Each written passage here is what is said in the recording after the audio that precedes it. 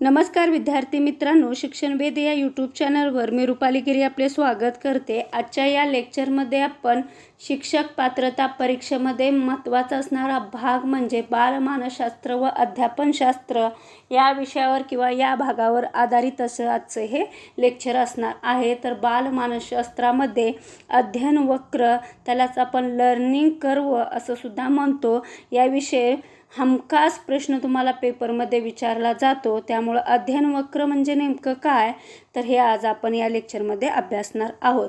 तत्पूर्वी तुम्ही जर माझ्या चॅनलला सबस्क्राइब केले नसेल तर चॅनलला सबस्क्राइब करा, लाईक करा आणि शेअरही करायला विसरू नका। बघा, अध्ययन वक्राचा वापर कशासाठी केला जातो हे समजून घेऊया। तर अध्ययन वक्राचा वापर तुम्ही जे अध्ययन करता किंवा विद्यार्थी जे अध्ययन करता आणि त्या अध्ययनानंतर त्यांनी किती प्रमाणात ज्ञान प्राप्ती केलेली आहे आणि कोणकोणत्या टप्प्यावर चांगली अशी ज्ञानप्राप्ती किंवा अध्ययन केलेलं आहे ते पाहण्यासाठी आपण अध्ययन वक्राचा किंवा लर्निंग कर्वचा वापर करत असतो। तर त्याच्याविषयी माहिती आता आपण इथे पाहूया। बघा, विशिष्ट कौशल्य संपादन करताना अध्ययनार्थ्यांनी केलेले प्रयत्न आणि त्यांनी केलेली प्रगती यांच्यातील परस्पर संबंध कसा आहे हे आलेखाच्या मदतीने आपणास दाखविता येते। अशा काढलेल्या आलेखास अध्ययन आलेख किंवा अध्ययन वक्र असं म्हणतात। त्यालाच अध्ययन आलेख आणि अध्ययन वक्र हे एकच नाव आहे। तर बघा, ही व्याख्या दिलेली आहे अध्ययन वक्राची। या व्याख्येवरून तुमच्या लक्षात येईल की विद्यार्थ्यांनी किती प्रमाणात कौशल्य साध्य केलेले आहेत आणि त्याची प्रगती कशी झालेली आहे हे पाहण्यासाठी तुम्ही अध्ययन वक्राचा वापर करीत असतात। मग कसं, तर अध्ययन वक्राची संकल्पना जाणून घेण्यासाठी अध्ययन वक्राचा आपल्याला काय करावं लागेल, सूक्ष्मपणे अभ्यास करावा लागेल। त्यामध्ये बघा, मानव आणि मानवेतर प्राणी विविध प्रकारचे कौशल्य संपादित करतात। मानवाने तर बुद्धी, प्रयत्न आणि चिकाटी याच्या बळावर काय केलं आहे, असंख्य कौशल्य आत्मसात केलेली आहेत। जसं की बोलणे, लिहिणे, वाचणे, वाद्य वाजविणे, टंकलेखन करणे, हे सर्व कौशल्य हे मानवाने आत्मसात केलेले आहे। मग कौशल्य संपादन करण्याचा आलेख काढला तर सुरुवातीपासून त्यामध्ये कशी कशी प्रगती झाली याची आपणास माहिती मिळते। म्हणजे एखादं कौशल्य जर मानव शिकत असेल तर तो पटकन शिकतो का, नाही, कारण त्याची प्रगती हळूहळू होत असते। मग ती प्रगती कशा प्रकारे होते हे आपण अध्ययन वक्राच्या माध्यमातून समजून घेणार आहोत। उदाहरण घेऊन तुम्हाला व्यवस्थित समजावून सांगता येईल। तर उदाहरण घेऊया आपण टंकलेखन। तर बघा, टंकलेखनामध्ये काय आहे, तर टंकलेखनाचा वापर करून म्हणजे टंकलेखनामध्ये तुम्हाला काय करायचं आहे, तर टंकलेखन संपादित करायचं आहे। मग ते करण्यासाठी आपण आलेख काढूया। तर बघा, इथे मी काय करते, एक अशी उभी लाईन काढते, याला आपण य अक्ष असं नाव देऊ। त्यानंतर इथे मी एक आडवी लाईन काढते, त्याला आपण श अक्ष असं नाव देऊया। श अक्षरावर म्हणजे या श अक्षरावर काय आहे, कालावधी आहे, म्हणजे टाईम, बरोबर आहे। इथं काय दिले तुम्हाला, तुम्ही समजून घ्या डायग्राम। कालावधी आहे, इथं काय आहे, शब्दसंख्या दिलेली आहे। कुठे, या वक्रावर का ह्या अक्षावर तुम्हाला शब्दसंख्या दिलेली आहे, खाली तुम्हाला कालावधी दिला आहे। तुम्हाला टंकलेखन संपादित करायचं आहे। मग ते इथं 1 2 3 4 असं एक तुम्ही लिहिल तेवढं द्या। समजा इथे तुम्हाला काय दिले, तर 10 शब्दसंख्या किंवा 20 30 असं 40 असं तुम्हाला दिलेलं आहे। मग सुरुवातीला काय, तर बघा, तुम्ही इथून शिकायला सुरू करता, टंकलेखन शिकायला सुरू करता, इथपर्यंत तुम्ही शिकता। मग हा झाला सुरुवातीचा प्रगतीचा काळ, म्हणजे जेव्हा तुम्ही टंकलेखन शिकता किंवा शिकायला सुरू करता तो काळ झाला सुरुवातीचा प्रगतीचा काळ। त्यानंतर इथं शिकल्यानंतर थोडंसं काय होतं, तुम्हाला इथं सुरुवात केलेली असते, कारण तुम्हाला माहीत नसतं, नवीन कौशल्य तुम्ही आत्मसात करत असतात, तेव्हा तुमचा हा काळ कसा असतो किंवा ही प्रगती कशी असते, तर स्लो असते। त्यानंतर काय होतं, तुम्ही ते कौशल्य थोडंफार आत्मसात करता, मग तुमची प्रगती कशी होते, जलद होते, म्हणजे फास्ट होते। मग हा काळ झाला जलद प्रगतीचा काळ। हा झाला खालचा झाला पहिला टप्पा, सुरुवातीचा प्रगतीचा काळ। दुसरा आहे जलद प्रगतीचा काळ आणि त्यानंतर बघा जलद प्रगती झाल्यानंतर किंवा तुम्हाला ते कौशल्य आत्मसात झाले चांगल्या प्रकारे तर काय होतं, मला ते येतं असं होऊन काय होतं, इथं पठारावस्था निर्माण होते. काय होते इथे, पठारावस्था निर्माण होते. हा झाला तिसरा अध्ययन वक्राचा एक टप्पा. त्यानंतर पठारावस्था झाल्यानंतर परत काय होतं, पठारावस्था झाल्यानंतर अंतिम प्रगती होती तुमची. काय होते, अंतिम प्रगतीचा टप्पा येतो. आणि अंतिम प्रगतीचा टप्पा झाल्यानंतर शेवटचा टप्पा येतो तो म्हणजे परिसीमा. बरोबर आहे. त्यानंतर येतो परिसीमा. म्हणजे तुम्ही ह्या एका तासात किती शब्दसंख्या आत्मसात करता, ही शब्दसंख्या तुम्हाला इथे दिलेली आहे. हा कालावधी दिलेला आहे. एका तासात तुम्ही 10 करता, 20 करता, 30 करता. हे जे टप्पे आहेत त्या टप्प्यानुसार तुम्हाला तुमची प्रगती लक्षात येत असते. म्हणजे अध्ययन वक्राचा वापर करून, हे फक्त मी तुम्हाला उदाहरण दिले आहे, टंकलेखन संपादनाचं उदाहरण दिलेलं आहे. प्रत्येक कौशल्य आत्मसात तुम्ही कशा प्रकारे करता अशा वक्रावरून तुम्ही काढू शकता. आता आपण व्यवस्थित प्रत्येक टप्प्याच्या माहिती इथे घेणार आहोत. आता तुम्हाला मी कोणकोणते टप्पे सांगितले, इथं सुरुवातीच्या प्रगतीचा टप्पा, परत आहे जलद प्रगती. त्यानंतर बघा प्रगती थांबण्याचा काळ, त्यालाच आपण पठार टप्पा किंवा पठारावस्था असं म्हणतो. त्यानंतर अंतिम प्रगती आणि शेवटला आहे ती म्हणजे परिसीमा. असे एकूण आपल्याला 5 टप्पे अध्ययन वक्राचे सांगता येतील, हे लक्षात असू द्या. त्यानंतर बघा आपण व्यवस्थित माहिती अशी टप्प्याची घेऊया. अध्ययन वक्राचा जो पहिला टप्पा मी तुम्हाला सांगितला तो सुरुवातीचा टप्पा किंवा सुरुवातीच्या प्रगतीचा टप्पा, त्यालाच आपण इनिशियल स्पर्ट असं सुद्धा म्हणतो. मग या टप्प्यामध्ये काय असतं, तुम्ही नवीन कौशल्य आत्मसात करत असतात. आणि सुरुवातीच्या टप्प्यात आपला वेग कसा असतो, मंद असतो, कारण आपलं कौशल्य आपण ते आत्मसात केलेलं नसतं, तर ते नवीन असतं, शिकायला थोडासा वेळ जातो. मग नवीन परिस्थितीचे आकलन किंवा समायोजन, शक्ती, बुद्धी काय होते, खर्ची पडते. त्यामुळे सुरुवातीस हा वेग कसा असतो, कौशल्य आत्मसात करण्याचा कमी असतो. त्यामुळं ह्या वेगामध्ये आपली प्रगती कशी असते, कमीच असते. हा झाला सुरुवातीचा टप्पा.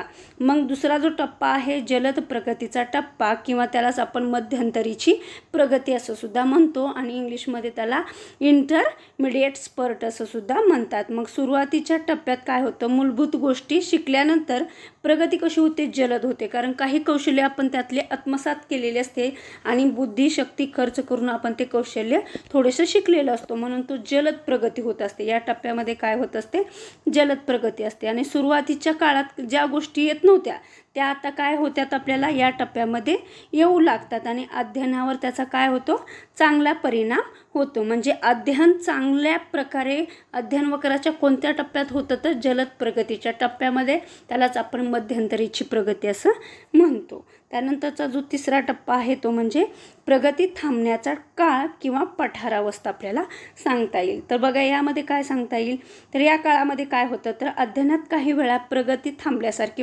वाटते. म्हणजे आपण कौशल्य आत्मसात करत असतो पण ती प्रगतीच आपल्याला त्या कौशल्य आत्मसात करताना दिसत नाही किंवा ते अध्ययन करताना आपल्याला आपल्यामध्ये काही प्रगती जाणवत नाही. तो कुठला टप्पा असतो, तर प्रगती थांबण्याचा काळ किंवा पठारावस्था असते. मग प्रयत्न चालू असूनही प्रगती मात्र खुंटलेली असते. कुठल्या ह्याच्यात, पठारावस्थेमध्ये. लक्षात असू द्या, पठारावस्थामध्ये सुद्धा आधारित सुद्धा प्रश्न तुम्हाला पेपरमध्ये विचारले जातात. मग या स्थितीलाच आपण पठारावस्था असंही म्हणतो. मग पठारावस्था ही प्रगती होत नसल्याची साक्ष देत असली तरी काय होतं, रमंत करण्यासारखी अवस्था नसते. म्हणजे ह्यामध्ये काय असतं, ही प्रगतीची कमाल मर्यादा नसून येथून खरी सुरुवात होत असते. म्हणजे काय, थांबल्यासारखी वाटते पण आपली प्रगती थांबलेली असते का, नाही आहे. तर यामध्ये काय करत असतो आपण, आठवत असतो गोष्टी. मग पठार अवस्था अल्पकाळ टिकावी किंवा जास्त वेळ रेंगाळत राहू नये यासाठी काय केलं पाहिजे, आपण लक्ष दिलं पाहिजे. एखाद्या वेळेस तुम्हाला असं वाटलं की आपलं अध्ययन होत नाही किंवा कंटाळा आलेला आहे, तर तो कंटाळा घालवण्यासाठी किंवा आपली प्रगती वाढवण्यासाठी आपल्याला काय केलं पाहिजे, तर याला लक्ष दिलं पाहिजे. ती स्थिती जी आहे कंटाळवाणी, ते जास्त वेळ टिकता कामा नाही यासाठी प्रयत्न केले पाहिजे. मग अध्ययनात ही अवस्था कधी कधी काय होतं, दोनदा येते किंवा त्यापेक्षा येण्याची शक्यता असते. जास्त वेळेस तुम्हाला ही एखादं कौशल्य शिकत असताना तुम्हाला कंटाळा येऊ शकतो. जसं उदाहरण द्यायचं झालं का, अध्ययनार्थी उंच उडी मारण्याचं कौशल्य जर आत्मसात करीत असेल तर या अवस्थेमध्ये त्याला काय होतं, तर उंच उडी मारण्यात काहीच प्रगती झालेली दिसून येत नाही. मग यावेळेस काय अध्ययनार्थी काय होतात, नाउमेद होतात. म्हणजे तुम्हाला जेवढं ध्येय आहे ते जर गाठता आलं नाही तर तुम्हाला असं वाटतं की आपली प्रगती थांबलेली आहे. मग हा काळ म्हणजे काय असतं, तर शिक्षकांच्या कसोटीचा काळ असतो. कुठला काळ, पठारावस्थेचा काळ हा शिक्षकाच्या कसोटीचा काळ असतो. कारण विद्यार्थी अध्ययनार्थी कसा झाला असतो, कंटाळा वाटणारा, निरुत्साही आणि जाणवणारी विमुखता शिक्षकांनी त्याला समजावून सांगितली पाहिजे आणि दूरही केली पाहिजे. मग अध्ययनार्थ्याला प्रोत्साहित केले पाहिजे. त्याचप्रमाणे पठारावस्था लागू नये म्हणून शिक्षकांनी काही दक्षताही घेतली पाहिजे. म्हणजे प्रगती थांबण्याच्या काळात आणि पठारावस्थेच्या काळामध्ये शिक्षकांनी विद्यार्थ्याची चांगल्या प्रकारे लक्ष देऊन किंवा मार्गदर्शन करून ही अवस्था कमी केली पाहिजे. त्यानंतरचा जो काळ आहे तो म्हणजे किंवा त्यानंतरचा जो टप्पा आहे तो म्हणजे अंतिम प्रगतीचा टप्पा. तर अंतिम प्रगतीच्या टप्प्यामध्ये काय आहे, पठार अवस्था ओलांडून अध्ययनार्थी जेव्हा प्रगतीच्या अंतिम टप्प्यात प्रवेश करतो तेव्हा त्याच्या प्रगतीला वेग उत्तम असतो. जसं की दुसऱ्या टप्प्यामध्ये जलद प्रगती होत असते, त्याचप्रमाणे अंतिम प्रगतीच्या टप्प्यामध्ये सुद्धा विद्यार्थ्याची प्रगती होत असते. मग पठारावस्थेत झालेल्या जे दृढीकरणाचा अध्ययनार्थ्याला इथं काय होतं, फायदा होतो. सुरुवातीपासून आता पठारावस्थेमध्ये तुम्हाला एखादं कौशल्य येत नसेल तर आपण काय करतो, ते कौशल्य किंवा ते अध्ययन पुन्हा पुन्हा करण्याचा प्रयत्न करतो. कारण आपल्याला वाटतं की आपली प्रगती थांबलेली आहे तर आपण जास्त प्रयत्न केलेले पाहिजे. त्या दृढीकरणाचाच उपयोग तुम्हाला ह्या टप्प्यामध्ये होतो आणि तुमचं जे कौशल्य आहे तुम्ही व्यवस्थित आत्मसात करतात. मग बघा त्यानंतरचा पुढचा टप्पा आहे ते म्हणजे शारीरिक परिसीमा. मग शारीरिक परिसीमामध्ये काय आहे, शारीरिक परिसीमा म्हणजे अंतिम प्रगतीच्या टप्प्याचे काय असतं, शेवटचं टोक असतं. मग यानंतर काय होतं, अध्ययनाची अधिक प्रगती दिसणार नाही अशी अवस्था म्हणजे शारीरिक परिसीमा. तुमची जी कौशल्य किंवा अध्ययन करण्याची जी शेवटची परिसीमा आहे ती म्हणजे शारीरिक परिसीमा. बहुसंख्य अध्ययनार्थाची प्रगती काय होते, या शारीरिक परिसीमेच्या खालीच रेंगाळत असते. म्हणून शारीरिक परिसीमेच्या वर तुम्ही अध्ययन करत नाहीत किंवा प्रगतीही जाणवत नाही. अशा प्रकारे आपण विविध अध्ययन वक्राचे टप्पे पाहिलेले आहेत. आता आपण पठारावस्था निर्माण होण्याची काय कारणं आहेत, जसं आपण पठारावस्था हा जो टप्पा पाहिलेला आहे तिसरा अध्ययन वक्राचा, त्याविषयी माहिती आपण इथे घेऊया. इथे तुम्ही पाहू शकता पठार अवस्था निर्माण होण्याची कोणकोणती कारणे आहेत किंवा कंटाळा येण्याची कोणकोणती कारणे आहेत. तर ऑप्शन 1 बघा, अभिरुची कमी होणे हे पठार अवस्था निर्माण होण्याचे कारण आहे. त्यानंतर कृती करत असताना कंटाळा येतो त्यामुळे पठारावस्था येते. त्यानंतरचं बघा कारण, कोणतीही कौशल्य संपादित असताना किंवा संपादित करत असताना वेग आणि अचूकता या दोन्ही गोष्टी महत्त्वाच्या असतात. यापैकी कोणत्याही एका गोष्टीवर लक्ष केंद्रित केले की प्रगती मंदावते, त्यामुळे पठारावस्था निर्माण होते. उदाहरणार्थ तुम्ही जर लेखन शिकत असाल, लिहायला शिकत असताल तर तुम्ही जर फास्ट लिहिण्याचा प्रयत्न केला तर चुका होतात. त्यामुळे तुम्ही काय करता, हळूहळू लिहिण्याचा प्रयत्न करता की चुका घडू नये. पण त्यामुळं काय होतं, तुमची लिहिण्याचा वेग जो आहे तो मंदावतो, म्हणजे पठारावस्था तिथं निर्माण होणार. त्यानंतरचा बघा पुढचं जे कारण आहे पठारावस्था निर्माण होण्याचं, कौशल्याचं कठीण भाग अभ्यासताना प्रगती खुंटते, सुंदर अक्षर काढताना प्रमाणबद्धता पाळताना प्रगती खुंटते. म्हणजे एखादं कौशल्याचा कठीण भाग असेल तर त्यावेळेस तुम्ही ते कठीण भागामध्ये तुम्हाला तुमची प्रगती खुंटल्यासारखी वाटते. त्यानंतर बघा पुढचं कारण आहे, कौशल्य संपादन करताना चुकीची सवय प्रगतीत बाधा निर्माण करतात आणि निर्माण होतात. हे सुद्धा एक कारण आपल्याला सांगता येईल. त्यानंतर प्रेरकाची तीव्रता कमी झाली की वेग मंदावतो आणि पठारावस्था निर्माण होते. हे सुद्धा एक कारण तुम्हाला पठारावस्था निर्माण होण्याचं सांगता येईल. त्यानंतर बघा अध्ययन वक्राचे काही शैक्षणिक महत्त्व आहे. म्हणजे अध्ययन वक्रामुळे शिक्षणात त्याचा काय उपयोग होतो, तर बघा अध्ययन वक्रावरून अध्ययनार्थ्याला त्याच्या प्रगतीचा वेग समजतो. त्यामुळे एखाद्या विशिष्ट टप्प्याचा वेग वाढवण्यासाठी प्रयत्न करता येतो. अध्ययनार्थ्याला जर कळलं तर आपण कुठं कमी पडत आहोत तर अध्ययनार्थी तो ती भाग किंवा त्या ठिकाणी तो सुधारायचा प्रयत्न करतो. त्यानंतरचं दुसरं शैक्षणिक महत्त्व आहे, अध्ययन वक्रावरून शिक्षकांना अध्ययनार्थ्याची कुवतीचं चित्र मिळतं आणि अध्ययनार्थ्याची कुवत लक्षात घेऊन शिक्षक योग्य अध्यापन पद्धतीचा वापर करू शकतात. हे सुद्धा एक महत्त्वाचं शैक्षणिक महत्त्व आपल्याला अध्ययन वक्राचं सांगता येईल।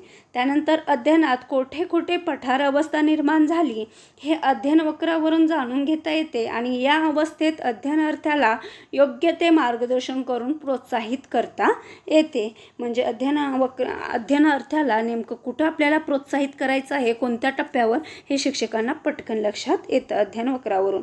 त्यानंतर अध्ययनार्थ्याला त्याची शारीरिक परिसीमा दाखवून त्या परिसीमेजवळ नेण्याचा प्रयत्न आपल्याला या अध्ययन वक्राद्वारे करता येतो। त्यानंतरचं जे महत्त्व आहे ते म्हणजे अध्ययन वक्रावरून त्याच्या प्रगतीचा अंदाज बांधता येतो आणि प्रेरणा देण्यासाठी त्याचा उपयोग होऊ शकतो। अशा प्रकारचे शैक्षणिक महत्त्व आपल्याला अध्ययन वक्राचे इथे सांगता येतील। तुम्हाला माझं लेक्चर कसं वाटलं ते नक्की सांगा। आता आपण इथंच थांबूया। अध्ययन वक्र आणि त्याच्या संबंधित विविध टप्पे आपण इथे पाहिलेले आहे। जर लेक्चर छान वाटलं तर कमेंटमध्ये सांगायलाही विसरू नका आणि चॅनल सबस्क्राईब केलं नसेल तर चॅनलला सबस्क्राईब, लाईक आणि शेअर करायलाही विसरू नका। तर आपण इथंच थांबूया। धन्यवाद।